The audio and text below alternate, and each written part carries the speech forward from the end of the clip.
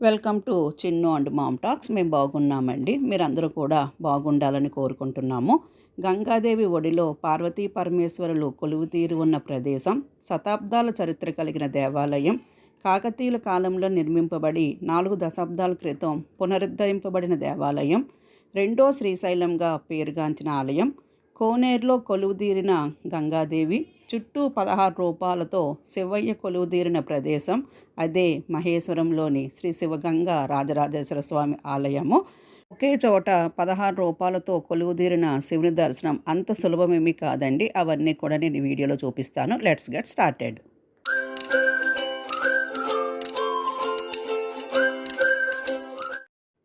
హైదరాబాద్కు 30 కిలోమీటర్ల దూరంలో శ్రీశైలం హైవేలో శంషాబాద్ దాటిన తర్వాత వస్తుందండి మహేశ్వరము. రంగారెడ్డి జిల్లాలోనే అతిపెద్ద దేవాలయంగా ప్రసిద్ధిగాంచిన దేవాలయం. పచ్చని ప్రకృతి మధ్య విశాలమైన ప్రాంగణంలో ఆహ్లాదకరమైన ప్రశాంతమైన వాతావరణంలో ఈ ఆలయం కొలువుతీరి ఉందండి.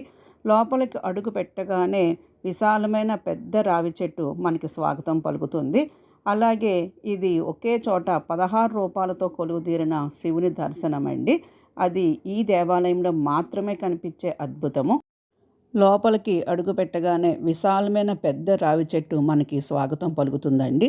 చెట్టుకు ఒక దిక్కు అమ్మవారు, నాగదేవత, జంట నాగుల విగ్రహాలు, అలాగే ఇంకొక వైపు వినాయక విగ్రహము, ధ్వజస్తంభము కనిపిస్తాయి. గుడిలోకి ప్రవేశించగానే అద్భుతంగా అనిపిస్తుందండి. విశాలమైన కోనేరు మధ్యలో కొలువుదీరిన రాజరాజేశ్వర స్వామి, ఆయనను దర్శించుకోవడానికి కోనేరు మధ్యలో నిర్మించిన బాటలో ప్రయాణము, అవన్నీ కూడా మనకి చాలా అద్భుతంగా అనిపిస్తూ ఉంటుంది. ఈ కోనేరు చుట్టూ ఉన్న 16 శివాలయాల్లో స్వామివారు 16 నామాలతో భక్తులకు దర్శనమిస్తూ ఉంటారు. రాజేశ్వర స్వామి ఆలయం రంగారెడ్డి జిల్లా మహేశ్వరం గ్రామంలో ఉందండి. కోనేరు మధ్యలో వెలుగొందుతున్న శివాలయాల్లో ఈ శివగంగ రాజరాజేశ్వర స్వామి ఆలయం ప్రసిద్ధమైనది. శివగంగ మధ్యలో ఉన్న రాజేశ్వరీదేవిని పైన రాజేశ్వరుడి రాజుగా పరిగణించినందుకే ఈ ఆలయానికి రాజరాజేశ్వర స్వామి ఆలయం అనే పేరు వచ్చింది. ఈ కోనేరు చుట్టూ ఉన్న 16 శివాలయాల్లో స్వామివారు 16 నామాలతో భక్తులకు దర్శనమిస్తూ ఉంటారు. ఈ దేవాలయానికి 4 శతాబ్దాల చరిత్ర ఉందండి. 1673 నుంచి 1680 మధ్య కాలంలో గోల్కొండ నవాబు తానీషా కాలంలో సేనాధిపతులుగా పనిచేసిన అక్కన్న మాదన్నలు ఈ ఆలయాన్ని కట్టించారని తెలుస్తుంది. అక్కన్న మాదన్నలు హత్యకు గురవడంతో ఈ ఆలయం ప్రభ కొంచెం తగ్గడంతో పాటు 1687లో ఔరంగజేబు దండయాత్ర చేసి రాతితో నిర్మించిన ఈ ఆలయాలను ధ్వంసం చేశారంట. అప్పటి నుంచి 1979 వరకు ఈ ఆలయం పూర్తిగా శిథిలావస్థలోనే ఉండిపోయింది. 1980లో ఆలయ పునరుద్ధరణకు శ్రీకారం చుట్టి కాశీ నుంచి తీసుకువచ్చిన శివలింగాన్ని ప్రధాన ఆలయంలో ప్రతిష్ఠించి ప్రతి సంవత్సరం శివరాత్రి రోజు పూజలు నిర్వహిస్తుంటారండి. గంగ మధ్యలో ఉన్న శివాలయం, దాని చుట్టూ ఉప ఆలయాలుగా శ్రీ హరిహరేశ్వరుడు, శ్రీ మల్లీశ్వరుడు, శ్రీ అవిముక్తేశ్వరుడు, శ్రీ అఘోరేశ్వరుడు, శ్రీ అమరేశ్వరుడు, శ్రీ అమృతేశ్వరుడు, శ్రీ గంగాదేశ్వరుడు, శ్రీ ఇష్టకామేశ్వరుడు, శ్రీ ముఖేశ్వరుడు, శ్రీ కాళహస్తీశ్వరుడు, శ్రీ ఏకాంబేశ్వరుడు, శ్రీ మణికర్ణికేశ్వరుడు, శ్రీ మహానందీశ్వరుడు, శ్రీ అమరావతీశ్వరుడు, శ్రీ కాశీపతీశ్వరుడు, శ్రీ మంగళ గౌరీశ్వరుడు ఆలయాలు 16 రేకుల్లాగా ఉంటాయి. ఈ ఆలయ కోనేరు చుట్టూ ఉన్న 16 చిన్న ఆలయాలు కేవలం అలంకారం కోసం కట్టినవి కావండి. ఆధ్యాత్మిక శాస్త్రం ప్రకారం దీనిని షోడశాంగ రౌద్రీకరణం అని పిలుస్తారు. ఈ 16 ఉప ఆలయాల వెనుక ఉన్న ప్రత్యేకమైన విశేషాలు ఇవే. హిందూ సాంప్రదాయంలో షోడశ అంటే 16. ఈ కోనేటి 4 వైపులా ఉన్న ఈ 16 చిన్న గర్భాలయాలలో పరమశివుడు ఒకే రూపంలో కాకుండా 16 విభిన్న అవతారాలు మరియు నామాలతో కొలువై ఉన్నాడు. వీటిలో కొన్ని శివలింగ రూపాలు. శ్రీ హరిహరేశ్వర స్వామి ఈ రూపం అంటే శివుడు మరియు విష్ణువు కలిసి ఉన్న అద్భుత స్వరూపం. 2 శ్రీ ముక్తేశ్వర స్వామి, ఇది భక్తులకు మోక్షాన్ని ప్రసాదించే రూపము. నెక్స్ట్ శ్రీ అఘోరేశ్వర స్వామి, శివుని ఉగ్ర రూపాల్లో ఒకటైనప్పటికీ భక్తుల పట్ల శాంతంగా అనుగ్రహించే రూపము. శ్రీ అమరేశ్వర స్వామి, మరణం లేని అమరత్వాన్ని సూచించే రూపము. శ్రీ అమృతేశ్వర స్వామి, ఆయురారోగ్యాలను ప్రసాదించే దైవం. అలాగే శ్రీ అభిముక్తేశ్వర స్వామి.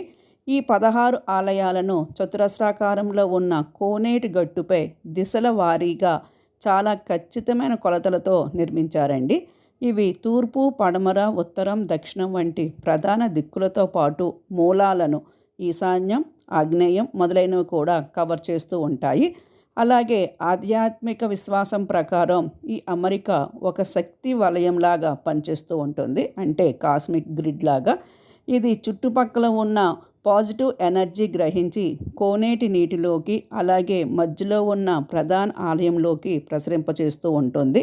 ఈ క్షేత్రానికి వచ్చే భక్తులు ఒక ప్రత్యేకమైన పద్ధతిని పాటిస్తారండి. మొదట శివగంగ కోనేటి పవిత్ర జలాలను తలపై చల్లుకుంటారు. ఆ తర్వాత కోనేటి చుట్టూ ఉన్న ఈ 16 శివాలయాలను దర్శనం చేసుకుంటూ ప్రదక్షిణ పూర్తి చేస్తారు. ఈ బాహ్య వలయాన్ని పూర్తి చేసిన తర్వాతే కోనేటి మధ్యలో ఉన్న వంతెన గుండా ప్రధాన ఆలయంలోకి వెళ్ళి కింది భాగంలోని రాజరాజేశ్వరి దేవిని, పై భాగంలోని రాజేశ్వర స్వామిని దర్శించుకుంటారు. ఈ 16 ఆలయాల ప్రదక్షిణ చేయడం వల్ల జాతకంలోని దోషాలు తొలగిపోతాయని భక్తుల నమ్మకం. గ్రామానికి మహేశ్వరం అనే పేరు రావడానికి ఈ ఆలయమే ప్రధాన కారణమండి. మహా ఈశ్వరుడు అంటే సర్వశక్తివంతమైన శివుడు కొలువై ఉన్న భూమి కాబట్టి కాలక్రమేణా ఈ ప్రాంతాన్ని మహేశ్వరం అని పిలవడం ప్రారంభించారు. దీని పూర్వనామం మాంకాల్ మహేశ్వరం. చరిత్రకారుల పరిశోధనలు మరియు ఆలయ శిల్పాలపై లభించిన శాసనాల ప్రకారం ఈ ఆలయాన్ని దాదాపు 1000 సంవత్సరాల క్రితం కాకతీయ వంశానికి చెందిన రాజా గణపతి దేవుడు నిర్మించాడని తెలుస్తుంది. కాకతీయుల తర్వాత ఈ ఆలయం తీవ్ర నిర్లక్ష్యానికి గురై దట్టమైన పొదల్లో శిథిలావస్థకు చేరింది. 1672లో గోల్కొండ తానీష ఆస్థానంలో మంత్రులుగా ఉన్న అక్కన్న మరియు మాదన్నలు ఈ క్షేత్రాన్ని కనుగొన్నారు. ఈ ఆలయాన్ని పూర్తిగా పునర్నిర్మించి పూర్వ వైభవం తీసుకురావడానికి వారికి దాదాపు 8 సంవత్సరాల సమయం పట్టింది. తెలంగాణలోని ఇతర శివాలయాలతో పోలిస్తే దీని నిర్మాణం పూర్తిగా భిన్నంగా ఉంటుందండి. కోనేటి మధ్యలో ఉన్న ఈ ఆలయం గర్భాలయంలోకి వెళ్ళడానికి వంతెన లాంటి మార్గం ఉంటుంది. కింది అంతస్తు నీటి మట్టానికి సమానంగా లేదా కొంచెం కిందకు ఉంటుంది. ఇక్కడ రాజరాజేశ్వరి దేవి స్వయంగా కొలువై ఉంటుంది. ఈ కింది గర్భాలయంలో ఎప్పుడూ ఒకే రకమైన చల్లదనం, నిశ్శబ్దం మరియు ఆధ్యాత్మిక ప్రశాంతత కొలువై ఉంటాయి. ఈ ఆలయం చుట్టుపక్కల ఆహ్లాదకరమైన వాతావరణం ఉంటుంది. హైదరాబాద్ చుట్టుపక్కల ఉన్నవారు ఒకరోజు 1 డే ట్రిప్ లాగా లేదా వీకెండ్ పిక్నిక్ లాగా వెళ్ళడానికి కూడా ఇది ఒక అద్భుతమైన ఆధ్యాత్మిక ప్రదేశము. ఈ క్షేత్రంలో మహాశివరాత్రి పండుగను అత్యంత వైభవంగా నిర్వహిస్తారండి. శివరాత్రి రోజున స్వామివారికి అర్ధరాత్రి వేళ చేసే లింగోద్భవ కాల మహాన్యాస పూర్వక రుద్రాభిషేకం చూడడానికి వేలాది మంది భక్తులు తరలి వస్తారు. మరుసటి రోజు జరిగే శివపార్వతుల కళ్యాణోత్సవం, రథోత్సవం ఇక్కడ చాలా ప్రసిద్ధి చెందాయి. కార్తీక మాసంలో ఈ ఆలయం సరికొత్త కాంతులతో వెలిసిపోతూ ఉంటుంది. భక్తులు కోనేటి గట్లపై మరియు 16 ఉప ఆలయాల ముందర కార్తీక దీపాలు వెలిగిస్తారు. కార్తీక పౌర్ణమి రోజున కోనేటి నీటిలో వదిలే ప్రమిదల కాంతులతో ఆలయ ప్రాంగణం ఎంతో చూడముచ్చటగా ఉంటుందండి. ఇవన్నీ కూడా మనం కంపల్సరీ చూడవలసినవి. ప్రతి నెల వచ్చే శని ప్రదోషం లేదా మాస శివరాత్రి రోజుల్లో ఇక్కడ విశేష పూజలు జరుగుతాయి.